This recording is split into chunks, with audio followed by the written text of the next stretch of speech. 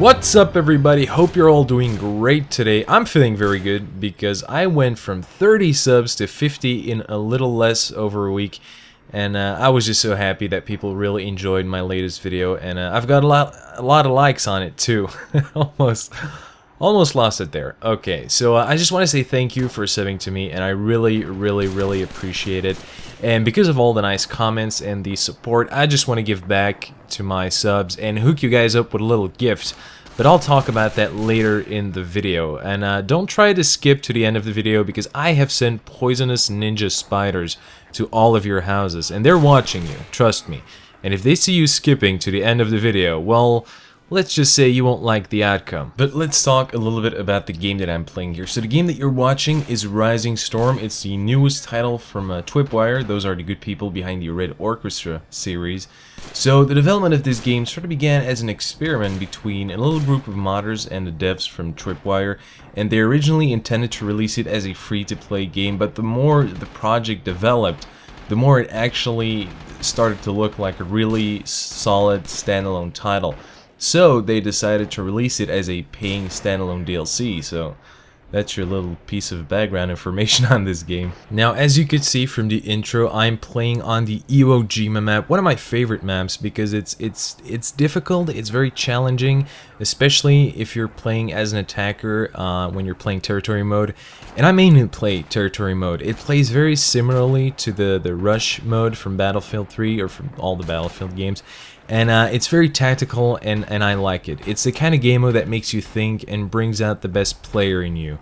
And that's the kind of game mode that I really like and appreciate. Plus, it's a very open map, so it's very challenging. You don't have a lot of cover on this map, and that's why I like it. I don't know, I just like the way the map looks and the way it plays. So, in this game you can choose between the Americans and the Japanese side, and each side has their own unique classes and weapons, and one of the advantages you get as an American are the semi-auto rifles. Now the Japanese side only has bolt-action rifles. They're quite powerful and they're all able to one-shot kill if it is from the chest up.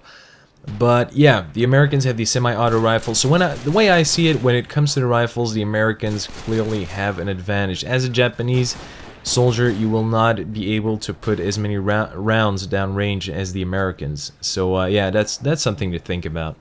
And you can also play with a freaking flamethrower in this game. Now this thing it's probably the most powerful weapon in the game, and if you manage to hit anyone with it, they will die very quickly. Most of them won't even survive like 5 seconds. I'm not even sure if they survive 3 seconds. So it doesn't matter where you hit them, they will instantly catch on fire and die very quickly. And it's got a very decent range too. It seems I was able to kill enemies with this thing at like between 15 and 20 meters. So it's a very powerful tool, especially to clear out buildings and small villages, especially on some of the close quarter maps. And what makes this class very balanced and not too overpowered is the ammo count. You have very little fuel for this weapon and you will run out pretty quickly, so be careful and definitely plan your attacks. And another really useful tip that I can give you when you're using the flamethrower is not to aim too high with this weapon and always be on the move, because your flame is so big and bright and just everything starts catching on fire around you that the enemy will spot you almost immediately after you've just roasted someone. So yeah, so just be sure to always be on the move and try to have at least one teammate with you that will be able to cover you while you're burning everything to the ground. Well, you can't actually burn things to the ground, but you know what I mean. It's a figure of speech. So overall, I think that the class balance is okay, but there's one little problem that I have with the Japanese mortar class. So on the Japanese side, you have a mortar class, and you have this little portable mortar that can fire mortars. Well, obviously. It's not gonna fire, I don't know, coconuts. Although, maybe. I don't know. Maybe that should be a thing. I don't know. Okay, so let's get back to the mortars. Now, I don't really have a problem with the mortar itself, but more with the actual amount of grenades you can carry. You can carry up to 7 grenades or mortar shells, whatever you want to call them, and you can replenish them at the ammo crate. So you can basically have an unlimited amount of mortars with this class. And these things are really deadly. and they're very effective at suppressing the enemy as well. So you can sometimes just run into these mortar spam scenarios, and it can become quite frustrating at times. I hope they will fix this. Again, the game is still in beta. I hope I mentioned this before. I don't know, I forgot. Yeah, I think they will fix this, because I've seen a lot of angry gamers on the forums. So that's basically my only concern with the weapon and class balancing in this game. But like I said before, overall it's a pretty good balanced game, and I have a lot of fun playing it. You should definitely check it out. It's a standalone DLC for Red Orchestra 2, so you don't have to own Red Orchestra 2 in order to play it. You also have 6 maps, and they're surprisingly very good. You get a lot of variation in the maps. You've got Iwo Jima, Pelelu, I hope I said that right, and just all the classic locations from the Pacific War. And they're all in there. And you get some large open maps and some more close quarter maps. So there's definitely a lot of variation on the maps.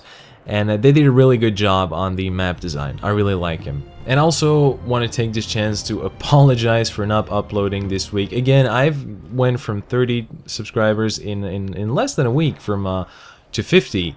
And what do? I don't upload for a week. So I'm sorry about that. Things have been kind of crazy. I've been working on some new projects and series, and I'm also in the middle of a partnership, which I can't really talk about right now because nothing's officially been confirmed.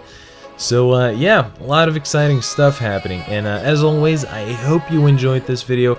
If you did, of course, don't forget to drop a like, consider subscribing for more content from me, and possibly winning a beta key for Rising Storm. Again, I am Dolce, and I'll see you in the next video.